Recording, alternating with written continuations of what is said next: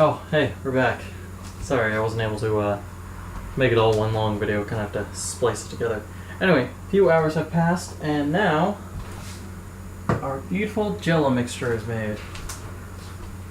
And I know exactly how I could have made this better, but who cares? It's great as is. Just gonna get a closer view. You can see the sharks on this side that are fully submerged, and these ones are kind of squished in. Looking back, it probably would have worked better if I had made another batch of Jello. Hold on one second. Alright, and for one final step, after everything's solidified, got some, not quite food dye, but food gel. It'll work basically the same. Just gonna have some streaks going throughout. Well, let's tilt the camera so you can actually see it.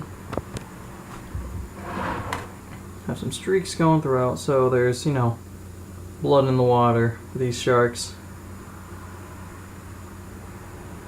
Now, if I was really talented, I would have tried baking some sort of tall cake sort of thing, but, well, let's just stick with what you know, alright?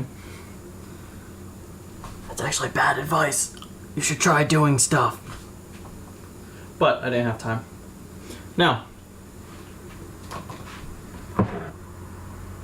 there we go. I'm hoping this thing turns out well with the colors and whatnot. Like I say, it's hard to tell with this laptop sometimes. But this is our finished product here. Call it the Jello Shark Attack.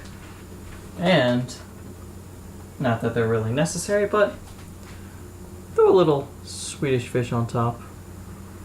Stick them in, just so the sharks have something to go after before they'll get sucked up and go after all the people. There we go.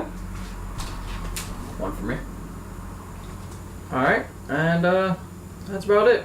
I might have a little segment afterwards describing how it tastes, how the movie went. It's still about an hour and a half before the 6th one starts, so we're on the 5th now. I'll let you know then. Till then, you know, thanks for watching. Comment, subscribe, like, all that fun YouTube stuff, and hopefully I'll be back a little sooner than, you know, 6 months. Bye.